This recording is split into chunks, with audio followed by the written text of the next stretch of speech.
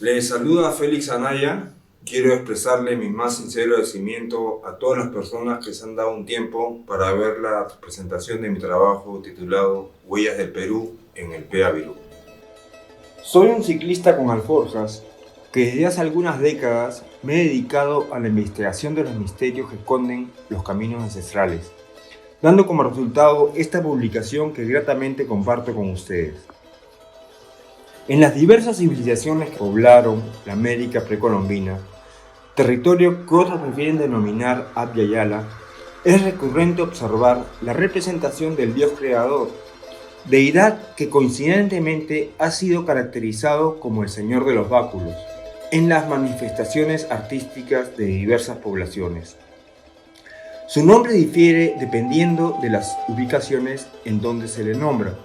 Para los chibchas o muiscas era conocido como Bochica. En el caso de los guaraníes lo llamaban Paisumé.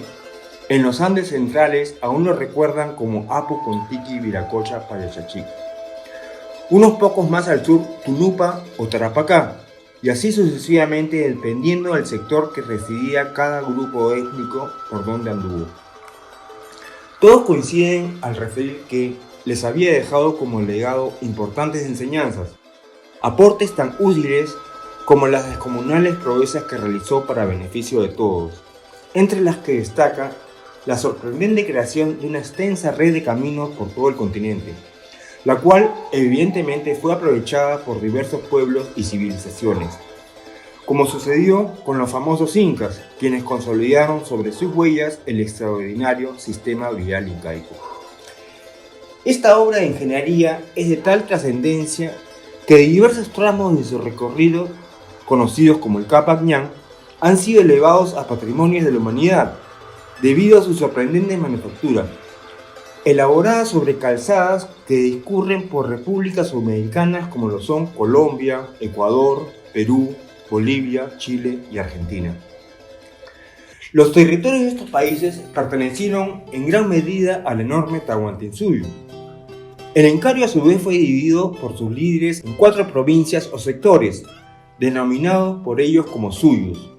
de tal manera que el Chinchay Suyo correspondía a las regiones situadas en el norte. Igualmente, el Collasuyo correspondía al sur, el Contisuyo al oeste y el Antisuyo a las selvas o tierras bajas ubicadas en el este.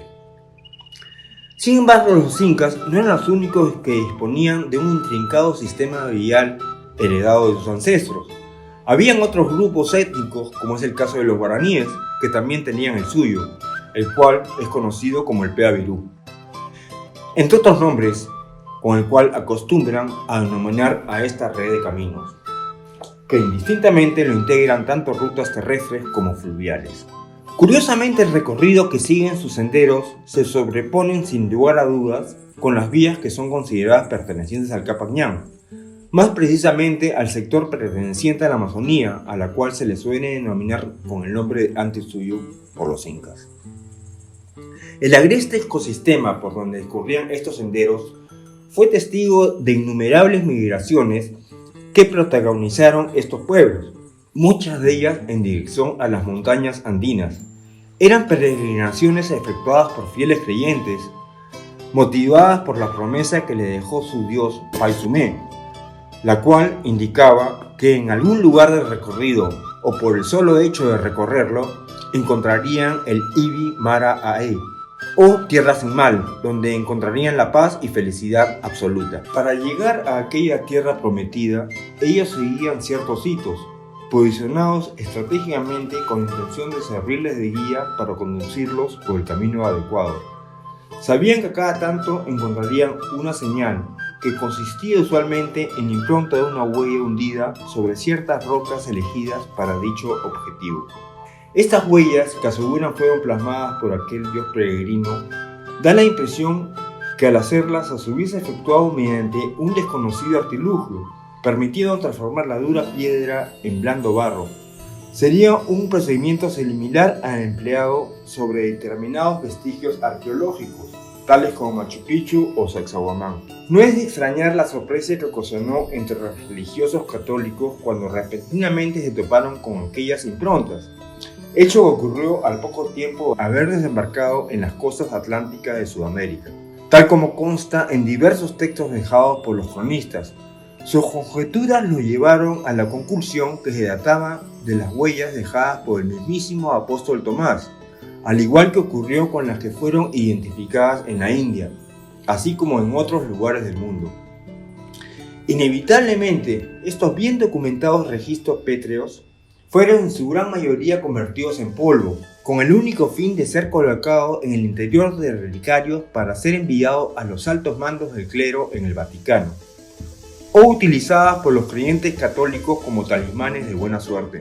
Persistente costumbre que las condujo a su paulatina desaparición, o en todo caso las pocas que aún existen serían debido a que permanecieron escondidas de aquellos depredadores. En todo caso, estas peregrinaciones religiosas efectuadas por los creyentes que seguían las huellas del dios Pai Sumé fueron identificadas en su oportunidad por los incas, tildándolas como las invasiones efectuadas por los temidos antes o gentes que provenían delante suyo. Cabe decir que aquellas súbitas invasiones antes no ocurrían en cualquier momento, sino cuando entre el grupo étnico de origen guaraní identificaban algún particular individuo las características que revelaban que el dios peregrino había depositado ciertos dones en aquel hombre elegido. Ocurrió que a inicios del siglo XVI, súbitamente comenzaron a aparecer en las costas de Abya Yala unas inusuales naves tripuladas por extraños hombres barbados, pero de pronto, en medio de una gran tormenta, llegaron nadando un grupo de exhaustos náufragos a las costas próximas a la actual isla de Florianópolis, en donde habitaban los hospitalarios caríos, comunidad perteneciente a uno de los tantos pueblos que integran el grupo lingüístico tupi-guaraní. Aquellos náufragos eran unos navegantes ibéricos que pertenecían a la tripulación de Juan Díaz de Solís, los cuales regresaban del Río de la Plata con rumbo a España, luego convertirse en testigos presenciales de la muerte de su capitán al ser devorado por hostiles caníbales, acontecimiento que los hizo decidir dar por concluida su misión encomendada por las autoridades. Hubo una agradable camaradería entre ambos grupos que duró varios años, ocasionando que se fueran revelando diversos conocimientos entre ambos grupos. Los náufragos fueron recabando precisos detalles de la red del camino del Pea Virú, interesados en los relatos que indicaban los lugareños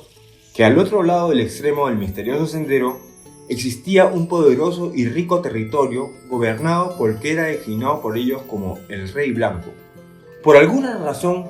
los caríos identificaron en uno de los náufragos la capacidad de poder interactuar con su dios Pai Sumé, llegando a la conclusión que había aparecido el guía que los condujera satisfactoriamente por el ansiado Ibimaraey, o Tierra Sin Mal. Transcurrió algún tiempo hasta que entre los años 1523 y 1524 se organizara una gran migración de nativos acompañados de un puñado de europeos, pero en esta oportunidad sería comandado por un portugués de nombre Alexo García, quien sin duda estaba motivado más que por un interés religioso. Lo impulsaba la codicia que suscitaba la posibilidad de acceder a los tesoros que poseía aquel curioso gobernante conocido como el Rey Blanco. La comitiva, integrada aproximadamente por unos 2000 individuos, partió de las costas brasileras próximas a Florianópolis, en dirección a lo que los lugareños denominaban la Sierra de la Plata, que todo hace suponer que correspondería a las minas de Orco situadas cerca de Potosí, ricos yacimientos incaicos donde abunda aquel resplandeciente metal. La inusual movilización de gente se internó por parajes desconocidos. Pese a ello, luego de recorrer a pie por más de 3000 kilómetros y utilizando los senderos que integraban el sistema vial del Pea Virú, el contingente integrado por nativos y forasteros alcanzó la ciudad de Cochabamba, importante territorio perteneciente al inmenso Tahuantinsuyo. Este acontecimiento histórico determina que corresponde señalar a aquellos náufragos, y no a alguno de los integrantes de los denominados 13 del Gallo, el hecho de que fueran determinados tripulantes de la expedición de Díaz de Solís los primeros europeos en irrumpir en territorio gobernado por los incas.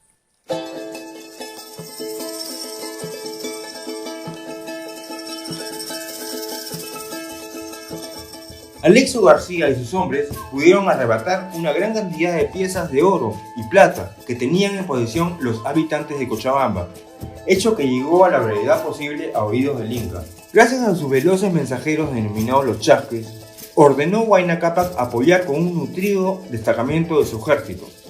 a fin de sofocar los desmanes que provocaron las desconocidas huestes. El enfrentamiento no se llevó a cabo, porque al saber de la proximidad de los refuerzos enviados por el gobernante del Tahuantinsuyo,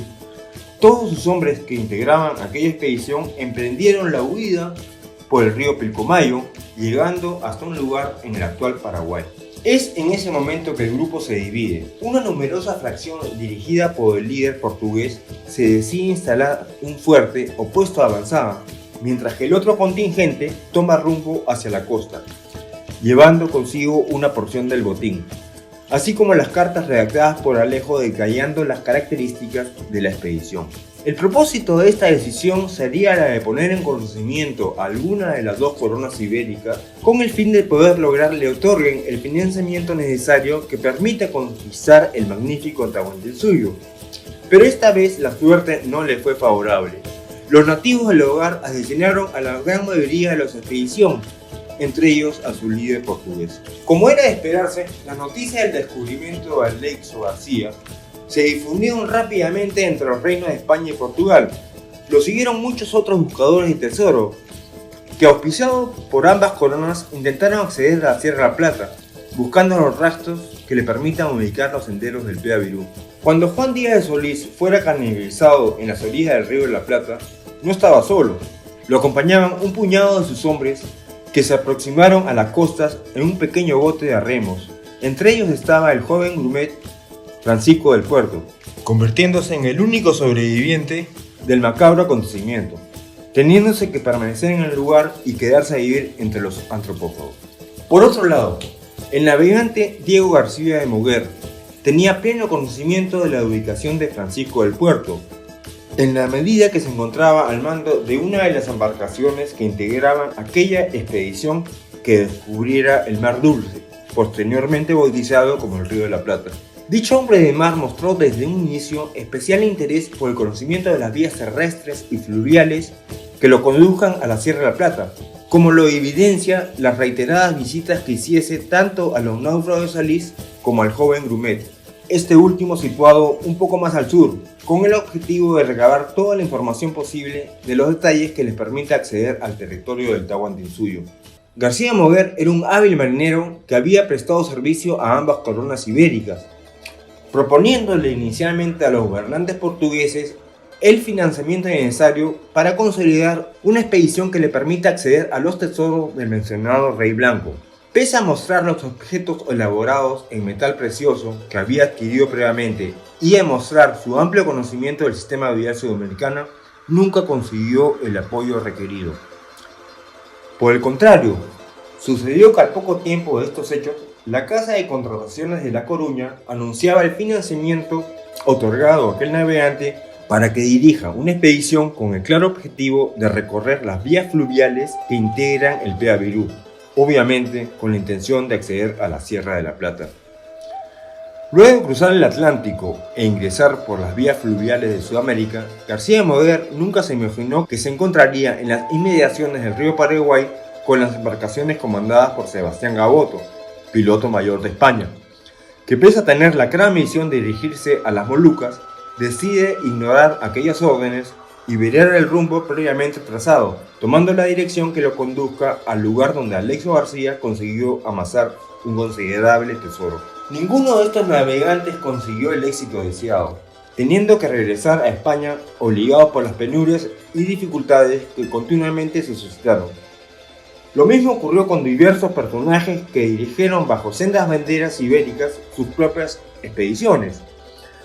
Nombres como los de Juan Dayolas, Jorge Cedeño, Pedro Lobo, Cristóbal Jacks o Alvar Núñez Cabeza de Vaca, entre muchos otros aventureros que vieron fracasar sus objetivos, partiendo todas ellas desde las costas atlánticas en busca de los tesoros del Inca. Sin embargo, sería en la incursión organizada por Domingo de Irala quien lograra conseguir que uno de sus hombres, conocido como Ñuflo de Chávez, poder recorrer gran parte de este inmenso sistema vial, uniendo por primera vez la ciudad de Asunción, en Paraguay, con la distante capital del Virreinato del Perú, pero ya era demasiado tarde. Paralelamente, un hecho similar se estaba gestando con otro grupo de aventureros que, seducidos por los rumores de los tesoros existentes en la mítica ciudad de El Dorado, se lanzaron a recorrer el sector norteño de este gran sistema vial continental, sector denominado por algunos investigadores como el Ñamini-Wi. Estos buscadores de tesoros siguieron en gran medida las migraciones religiosas que efectuaron los creyentes de Ibimaraey, como es el caso de la peregrinación realizada por Biaruzú, uniendo el enorme tramo que separa a la localidad de Pernambuco en Brasil con la distante ciudad de Lima. Nombres como el inglés Sir Walter Raleigh, que pretendía restablecer el Incario desde las Guyanas, convencido de que la nobleza de aquel lugar eran descendientes directos del Inca Huayna Cápac,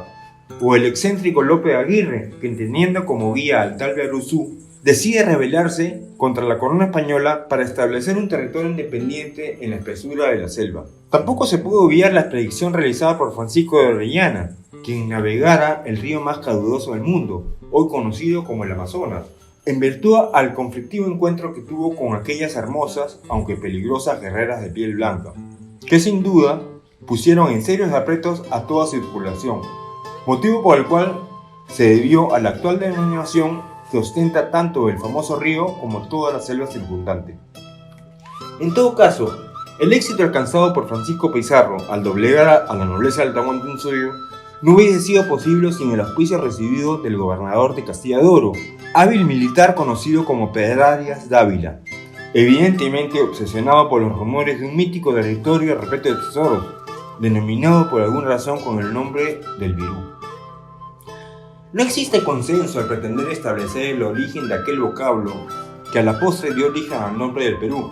hecho que ocasionó innumerables dolores de cabeza entre los defensores de diversas teorías. Habían los que aseguraban que era el nombre de un esquivo cacique, generando calurosos enfrentamientos contra los que estaban convencidos de que era una degeneración de la palabra Opir, o Ofir, territorio en donde se ubican los abundantes yacimientos del metal precioso que poseía el rey Salomón. La seductora posibilidad de hallar las ricas minas no eran ajenas al rey de España, en la medida que según el contrato que firmara el piloto mayor Sebastián Gaboto, figura entre las especificaciones plasmadas entre sus cláusulas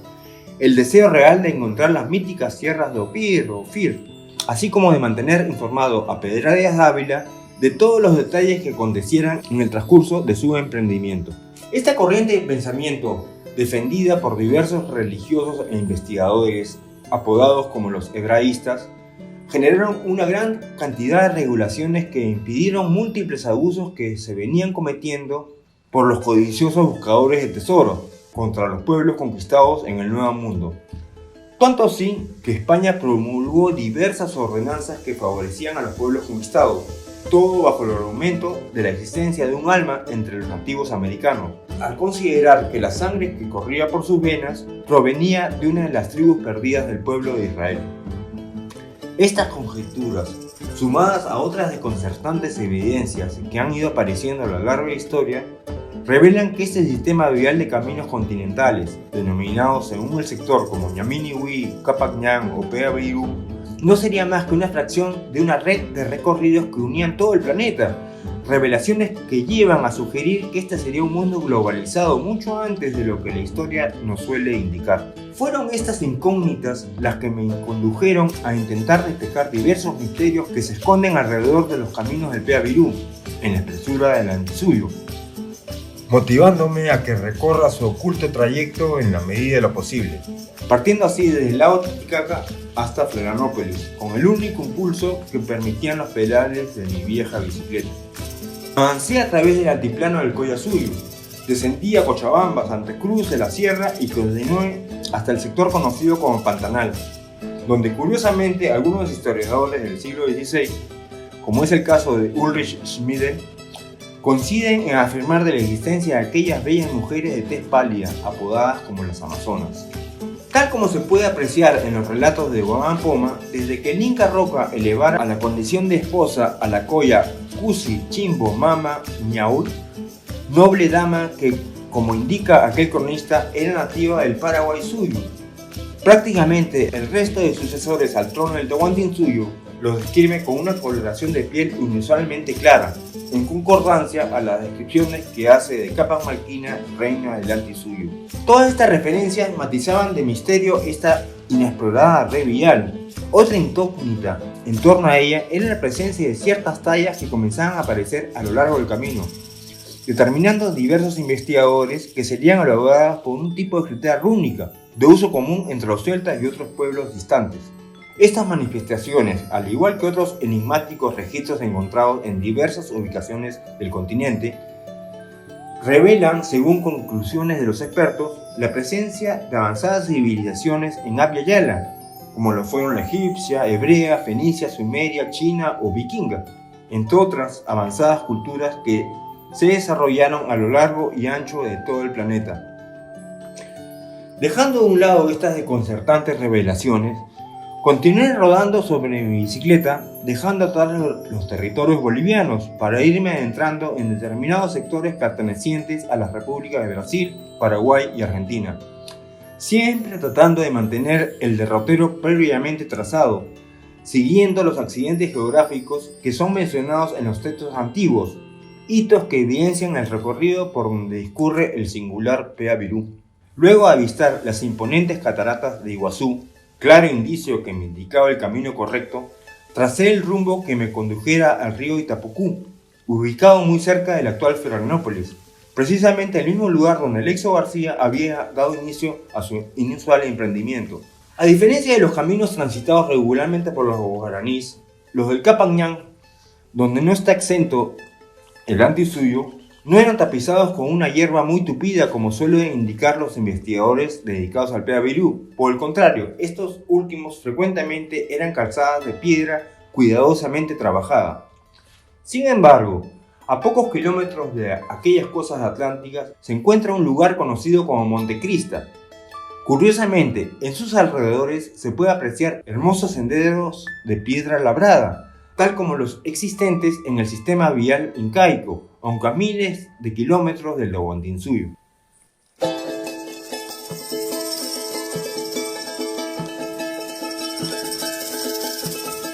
Cuando fuera consultado en las proximidades de aquel lugar el sabio carío Huera Tupa, indica que aquellos senderos eran utilizados por sacerdotes para realizar ceremonias, al igual que lo hacían los incas, con caminos paralelos pertenecientes al Capañán, reservados únicamente para precisas actividades religiosas. Desde un inicio que me embarqué en esta aventura que transcurría entre caminos, documentos y territorios, había una constante que nunca dejó de motivar esta búsqueda. Era el origen y procedencia de la palabra virú y sus derivaciones. Si se tiene en cuenta que muy aparte de las referencias de aquel esquivo cacique, así como de sus territorios, o de los argumentos de los hebraístas relacionándolo con las minas del rey Salomón, habría que agregar que según el diccionario Oxford de topónimos, indica que virú es una palabra que proviene del origen guaraní, empleada en su idioma para referirse al concepto de río. Sin embargo, hay diccionarios especializados en esta lengua que refieren que corresponde más bien al significado de dinero, así como el utilizado para indicar al metal de la plata, guardando relación con las expediciones efectuadas por los buscadores de tesoros deseando encontrar la Sierra de la Plata. Referencias que fueron aportadas por los lugareños caríos, hecho que todo indica daría origen al nombre del Río de la Plata, así como a la República de Argentina. No se puede dejar de mencionar el hecho que cuando se le ha consultado a aquel sabio Huera Tupa sobre el significado de la palabra virú, con toda convicción ha asegurado que sus ancestros empleaban aquel término para referirse a su dios Paisumé. Por ende, el Pea Virú significaría el camino del Señor de los Báculos, en concordancia con algunos detalles que guardan relación con esta revelación. En todo caso, aunque mis registros indicaban que había pedaleado por más de 4.000 kilómetros, faltaba un corto trayecto para llegar a mi destino, el cual estaba ubicado en las proximidades de las costas atlánticas, a las cuales llegaron nadando aquellos náufragos y desde donde partieron en busca de aquel comentado Rey Blanco. Cuando por fin pude encontrar el ansiado descanso en una de las playas que se encuentran cerca de los balnearios de Garopaba e Imbituba, Me aboqué en recorrer cada recodo de aquel litoral costero, en busca de alguna evidencia que me pueda dar indicio de dónde podría estar ubicado el inicio del gran sistema vial sudamericano.